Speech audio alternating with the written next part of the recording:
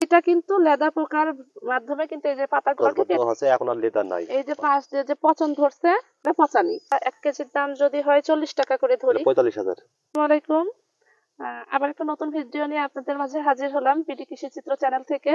আমি আজকে আছি আমাদের দুর্গাপুর উপজেলার একটা ফুলকপি খেতে। গুলালপাড়া গ্রাম। তো আমার সাথে আছে আমার কৃষক ভাই। ভাইকে আমি বলবো তার পরিচয়টা একটু দিতে। ভাই যদি আপনার পরিচয়টা একটু ক্যামেরার দিকে তাকায় বলতেন।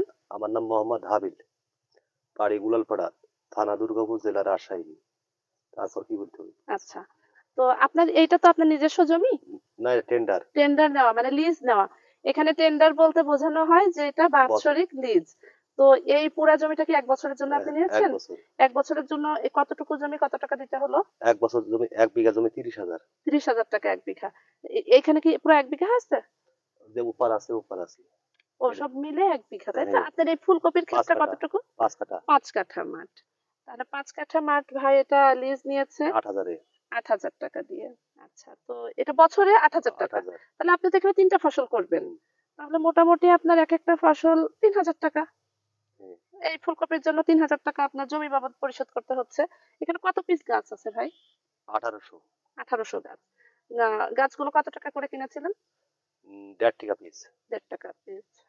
18 18 36 মোটামুটি 3,000 টাকার গাছ। 3,000 টাকার গাছ আছে আর আপনার 3,000 টাকা জমির ভাড়া গেল 6,000 টাকা।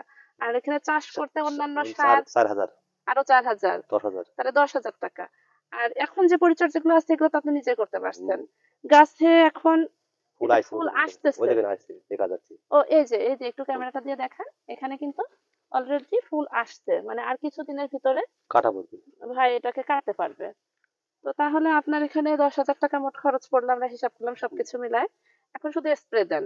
তো এই চাষটা করতে যে ভাই কি কি মানে ক্ষতির সম্মুখীন বলতে যে কি কি পোকা রোগ বালাই? পচানি লাগে, লেদা লাগে, আর এই দুটাই মেন। পচানি আর লেদা। লেদা পোকা বলতে কি ভাই? এই যে আমি একটা পাতা ছিঁড়ে যদি দেখাই, ওটা খাসে আগে।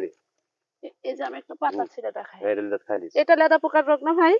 আচ্ছা, এইটা কিন্তু লেদা পোকার মাধ্যমে কিন্তু এই যে পাতাগুলোকে কেটে দেয়। আর আমরা তো সবাই জানি পাতার মাধ্যমে পাতার মাধ্যমে কিন্তু গাছ খাদ্য গ্রহণ করে।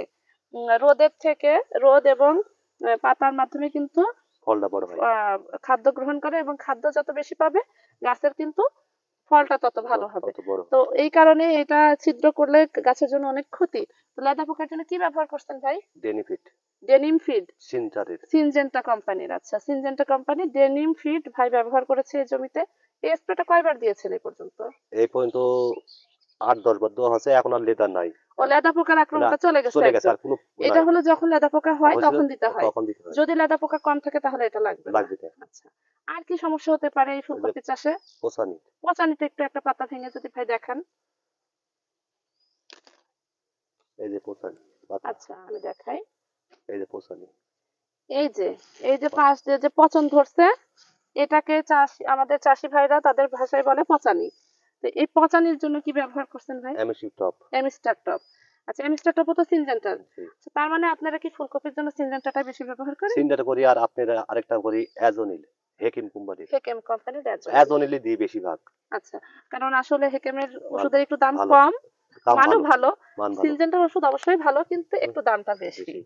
আচ্ছা, এই পর্যন্ত তাহলে আপনার খরচ চলে গেছে কত? 10,000 টাকা ওই খরচ বাদে পরে যে স্প্রে খরচ দিয়ে কত গেল? ওই সব মিলে এখন ধরেন আপা 1,000 টাকা হবে। আর 2,000 মিলে 2,000, আরো 2,000 টাকা। আর আপনি নিজে পরিচর্যা করেন, এর জন্য আসলে আপনার লেবার খরচটা খুব কম লাগে। তাহলে মোটামুটি 12 থেকে 14,000 টাকা মতো আপনার মোট খরচ। তো এখানে 1800 পিস গাছের ভিতরে কি সবই ভালো আছে? সবই কাটা হবে, একটাও বাদ যাবে না। ও আচ্ছা, বাদ যাবে না, সবই ভালো আছে, একটাও। তো এখন বর্তমান বাজার মূল্য কত?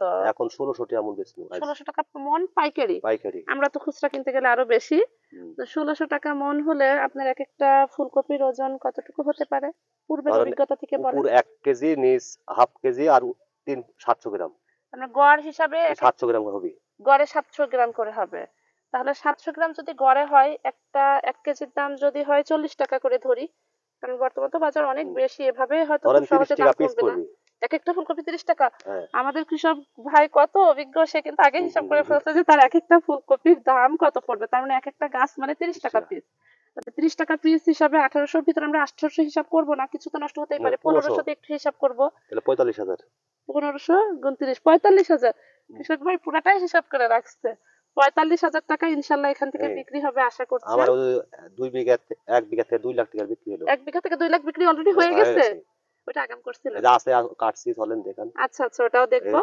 তাহলে মোটামুটি এখান থেকে 45,000 টাকার ইনশাল্লাহ বিক্রি হবে। এখন বাজার কমের কারণে এরকম দাম হবে।